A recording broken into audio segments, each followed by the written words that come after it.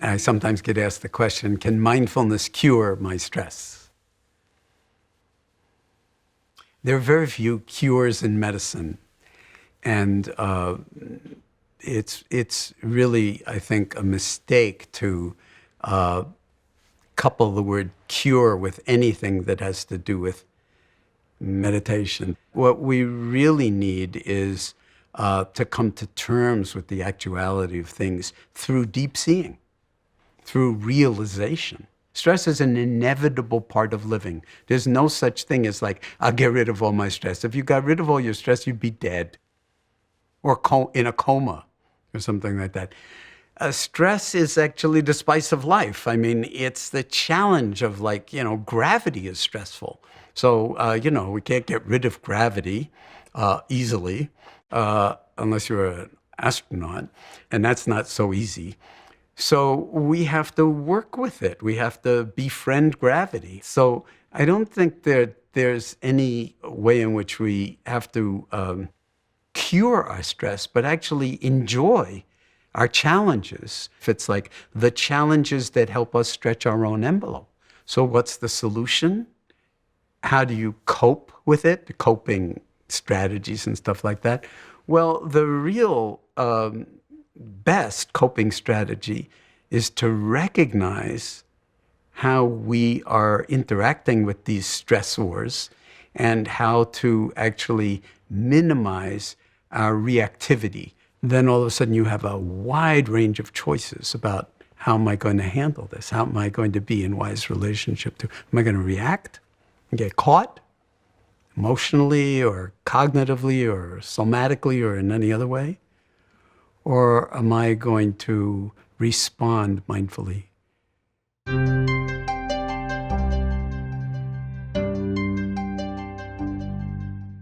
At this point, I'm going to walk you through what I call the stress reaction cycle. The cycle starts when we are met with a stressor, which could be anything from stubbing your toe to facing a major health challenge. Anything that happens in your life that produces some kind of need to respond to it, and often that exceeds our capacity for responding and for effective coping. So we are burdened by that.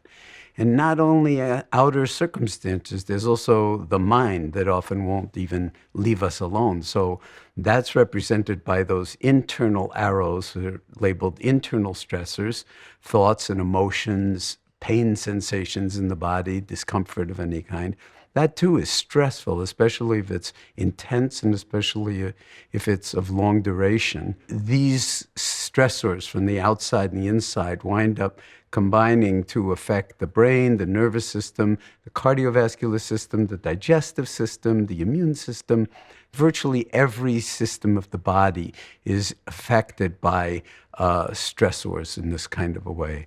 And very often what we do is react automatically rather than respond mindfully. We're seeing the fight or flight reaction. The physiology is set up to either fight and overcome, struggle and overcome something, or to flee, get the hell out as fast as you can and go away. And we do that sometimes psychologically and metaphorically, and we just kind of run away from things we don't want to deal with, which can be really seriously problematic for relationships within the family, at work, or anything else, because we're basically hiding. So we wind up on the left side of this graph with automatic and habitual stress reactions, acute hyperarousal, it's called. This can happen 100 times a day in some kind of mini way, but the body knows and it registers these kinds of things. Often we don't want to show that we're stressed, especially in a work setting or something like that. So we internalize how much grief we're carrying, how much pain we're carrying, how much turmoil we're carrying. So we may be seething on the inside, but nobody'd know it because I'm just moving through my life, smiling and hello, hello. We get chronically hyperaroused, not just because we're having a bad day. We can have high blood pressure, cardiac arrhythmias. Sleep is almost the first thing to go when we're really under high chronic stress. Headaches, backaches, anxiety, panic, early disease processes, inflammation, which is the root cause of many, many diseases. All of these are enhanced by this kind of automatic habitual stress reactivity. Whew. So that's, it's powerful even to talk about because, I can feel it as I'm talking about it. And so what happens at that point is that we usually revert to maladaptive coping strategies. We will self-medicate, or we'll overwork, or we'll get into hyperactivity, or we'll overeat. Self-destructive behaviors that are meant to either mask or regulate from myself a sense that I'm dealing with this. But of course, I'm not dealing with it in a good way. So maladaptive coping strategies just make more stress and more stress and more stress. So all of these just compound the problem. And you can cycle round and round for years, basically, managing to get through the day, managing to get through your life. Maybe even it becomes your default mode so that it feels normal to you. But sooner or later on this kind of trajectory, something's going to give. And then we have either physical or psychological exhaustion. It's like, I just can't go on anymore. I don't have any energy. Often it just feels like you don't even want to get out of bed. So depression can be a part of it, burnout, loss of drive and enthusiasm. So our motivation is high. The stakes are very high to be able to sort of do something about this rather than just feel like this is the way life is. This is not the way life is at all.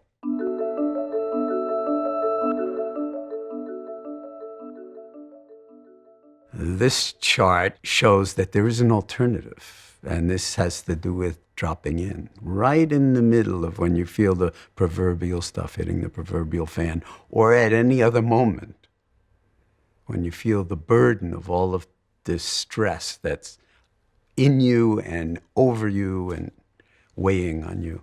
And that is the mindfulness-mediated stress response. So a very big difference between an automatic, mindless reactivity and mindfulness coming into the picture, awareness, detecting what's going on and saying, wait a minute, I have a whole universe of new ways to respond to what's going on in my life, as opposed to simply feeling like a victim and my only alternative is reaction, and then maladaptive coping in all the ways that we know about.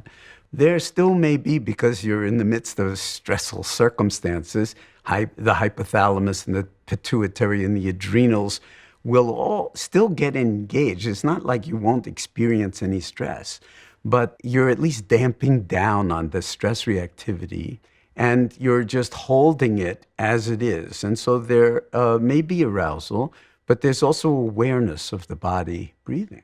There's also an awareness of your thoughts and emotions and greater acceptance of them as thoughts and emotions, not as the truth of everything, which compounds the stress. And so new options will arise when the mind is calm and spacious and clear. As soon as we start to see new options or new openings to old situations or problems that for the most part feel like there are no openings, we make the openings just by virtue of dropping in. And sometimes we have to just be, not fix, not make anything happen. So the openings may take a while to appear, but we know that over time, and we can be patient about it, things change. This is basically a choice that presents itself moment by moment by moment. And then life will continue, and the next moment something else might arise. So this is not a one-shot deal. It's something it becomes a way of being, a way of living, and it's completely coextensive with the meditation practice itself.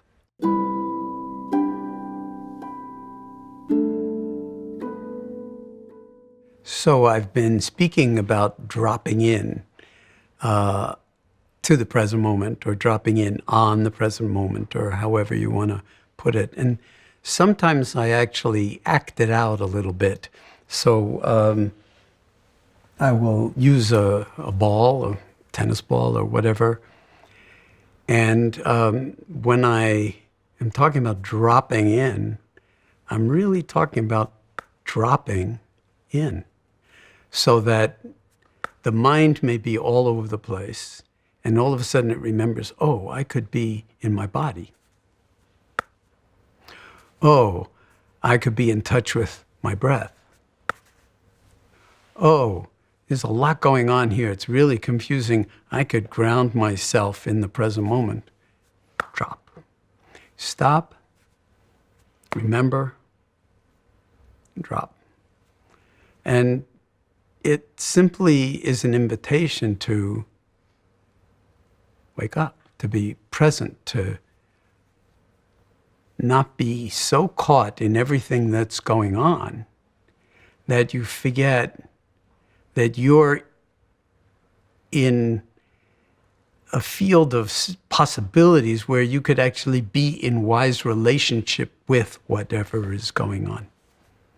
So how do you do this in the midst of the fire, in everyday life, when you're caught up in this, that, and maybe you feel like, yeah, I can do this when we're meditating.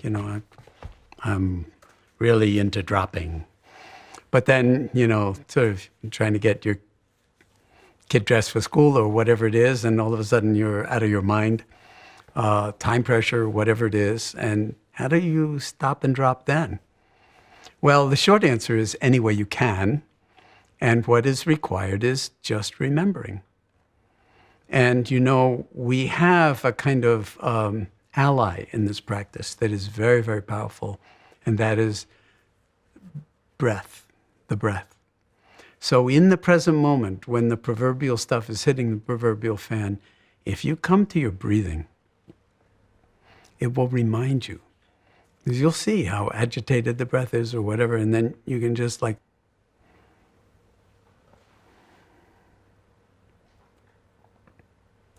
and it's all you need. Not even a full breath, but a full breath's not bad, but in and out. Stop and drop. And when I say stop, as soon as you stop, what actually does that mean?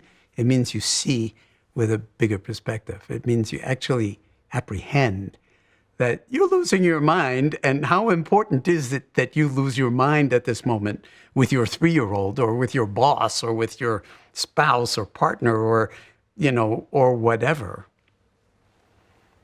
And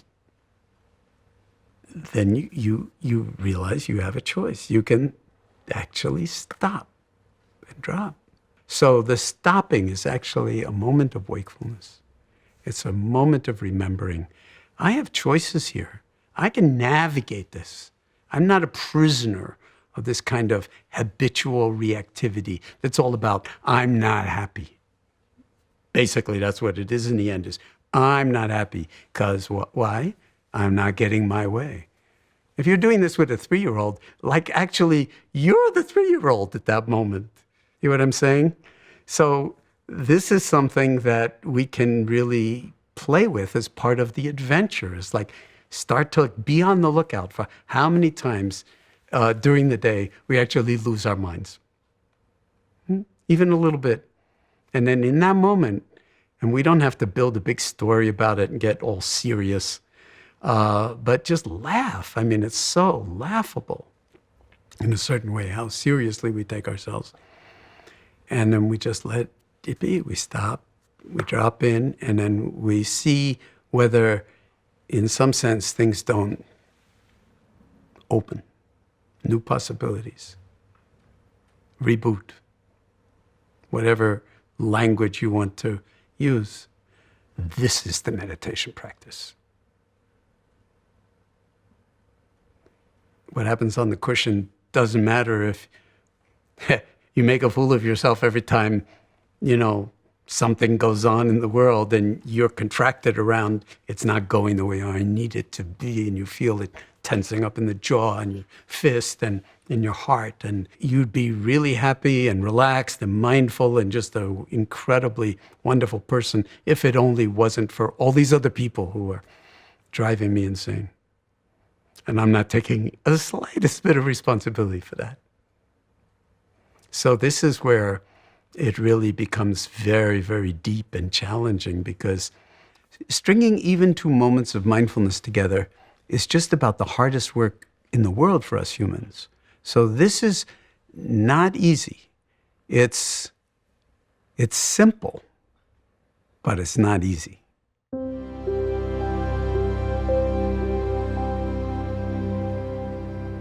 You should treat whatever thought arises in your mind with about the same degree of importance as what you had for breakfast 3 or 4 days ago. So that whatever it is, and however much emotional sort of valence it's carrying, you just see it as an event in the field of awareness. It could have a lot of anger, it could have a lot of fear associated with it. But at the moment, rather than getting sucked into the fear, you just see it in its wholeness as a thought, and you simply let it be. As if it were an event, an impersonal event in the field of awareness. It's just kind of like, here's the field of awareness, and then there's an event that happens. And the beauty of awareness is the event is automatically known, instantly recognized, without you having to think about it. So then it just comes and it goes. And when it comes and it has a life, it lingers, and then it dissolves. This is like one thought. And when it dissolves, like, you're free. It's like, and you've been free the whole time because you've been attending to it rather than being sucked into it. So there's a certain amount of freedom associated with actually recognizing that your thoughts are not the truth of things. But we tend to believe that our thoughts are facts, that our thoughts are true. Now, if you suffer from depression, when you fall into what is technically called depressive rumination, you believe every single dark thought you have about how worthless you are. And it's like pounding nails into your own coffin. And if you've ever been down there, you believe every single one of those thoughts. And mindfulness actually is kind of antidote to that, because you don't have to believe that thought because it's not true. It's just a thought.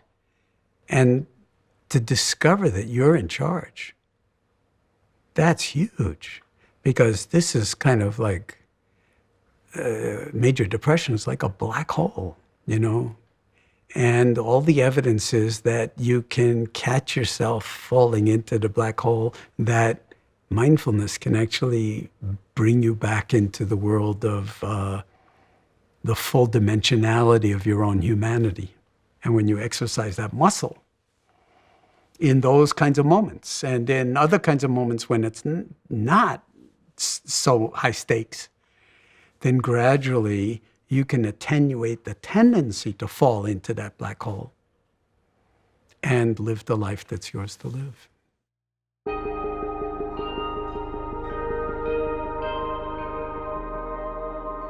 This brings up the whole question of selfing, the stories we tell ourselves around ourself and our experience, and how much we're hurting, or how stressed we are, or how hopeless we are, or how unlovable we are, or all of those kinds of thoughts that, of course, you don't have, but everybody else in the world has. So when you see yourself caught in the personal pronouns around your emotional pain or around your physical pain, and the stories that generate out of that about a failure, about the end of everything, or this is, all of those doomsday stories, that you actually recognize that that's a process that we call selfing. That's the I, me, and mine just generating narratives that are not true, or maybe even if they're partially true, they're not true enough. The narrative about who we are is an infinitesimal part of who we actually are and what we actually are as a fully embodied human being. And the more you cultivate mindfulness, the more I think you'll realize that that very fact, and that part of the beauty of being human is to be able to rest in awareness and discover that your awareness has no circumference, has no periphery, has no center, and is profoundly knowing, and therefore a trustworthy place to actually reside. So that instead of our default mode being not just stress reactivity, but mindlessness, our default mode where we live most of the time is moment to moment, open-hearted presencing or mindfulness or awareness, but it's underneath all the narratives and the chatter in the mind.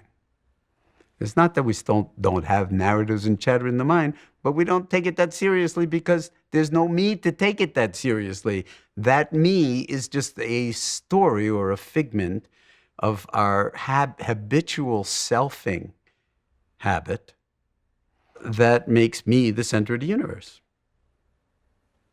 And you know what? It's okay for you to be the center of the universe. We're all the center of our own universe, but so is everybody else. Ancient Hindus and Buddhists used an image to illustrate this concept beautifully.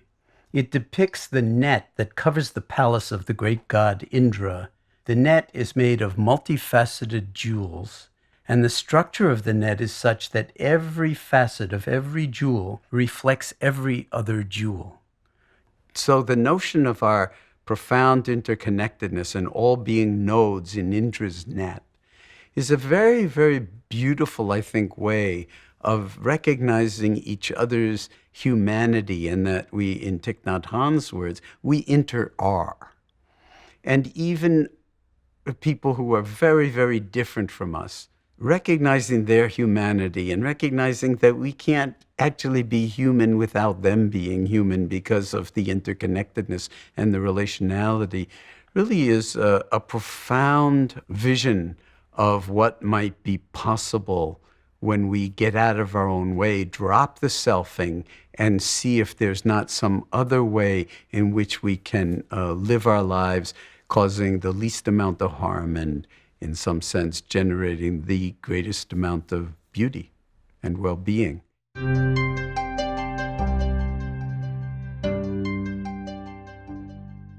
The real work of mindfulness it really has to do with attenuating suffering. I mean, it's spoken of and has been for thousands of years as a liberative practice, and the liberation is from greed, hatred, ignorance, and suffering of all kinds. Most of the suffering that we have some control of has to do with the greed, the hatred, and the ignorance. Ignorance being a very big piece of it. Once you're aware of that, you can actually have, entirely different relationship to the unfolding of your life, because you don't have to choose to be seduced by the pleasant constantly, running away from the unpleasant constantly. So it's like we're off balance. Going for this, pushing that away, it's like that's a prescription for more and more stress and pain and discomfort. So to pay attention to our likes and dislikes is a path of freedom and liberation, because the source of our suffering is craving, is wanting, is a desiring of a certain kind.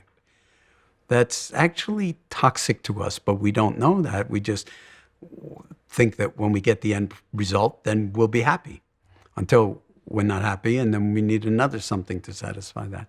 And so one might ask the question, what is it that drives me to hold on to the way I want it to be? So what is my own way to become a real interesting koan? What is my way meditation, What is my way? What is my way? And just keep asking and not knowing.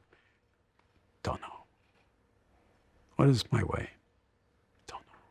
But the more you ask it, and it's not just thinking, but it's like really profound inquiry. way underneath the words, way beyond words, the more you are enlivened by your willingness to not know, but to ask and to wonder. And then wonder of wonders, very often, by asking those kinds of questions, you actually discover, uncover, or recover what your deep longing has been ever since you were born, ever since you can remember. And then something happened and you kind of got put in the box that wasn't the actuality of your true self. Well, as long as you're breathing, it's still now.